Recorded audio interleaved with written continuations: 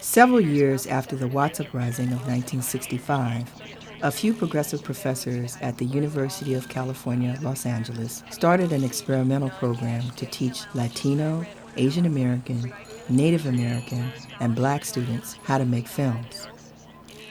To say the least, the Ethno-Communications program, as it was called, led to some unexpected outcomes, like the one you see here.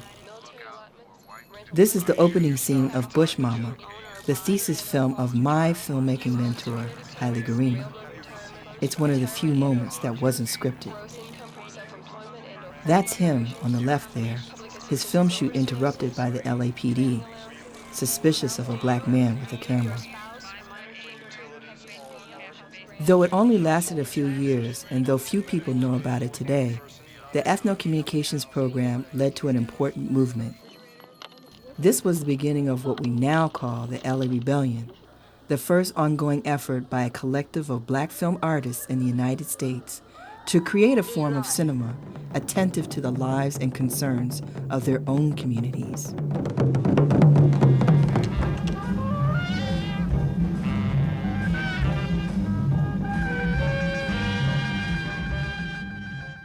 I was inspired by these filmmakers, and when I went to UCLA Film School in the 1980s, I became a part of their movement.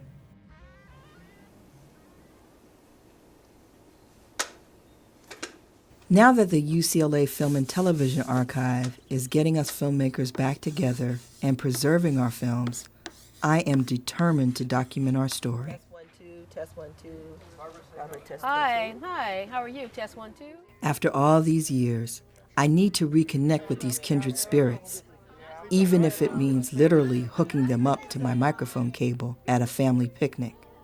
There was something very powerful going on that had to do with trying to revolutionize the black image in film.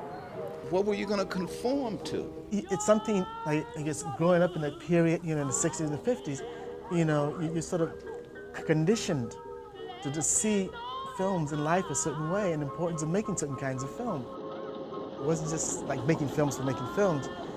We were discussing what was a black film, and so that brought us together as a group. This new black cinema was reaching out beyond borders. The symbolism was perfect, and say, what's going on out there? It was the first time I had seen a film with almost all black people in it.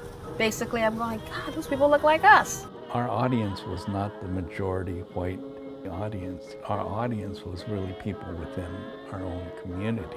We don't have Hollywood behind us. We don't have a studio backing us. What we have is our neighborhood.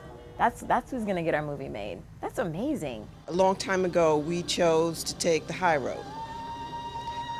It goes against everything to start backtracking. That body of films that was made by the UCLA filmmakers was the best representation on screen ever of black people in the United States. There's no doubt in my mind about that. A black woman, she was about 80 or 90, grandmother somebody in Harlem. She was walking towards me, shaking and crying towards me. And she comes, she hugs me, and she said to me, "Don't you ever think you made it by your own power. You are a vessel."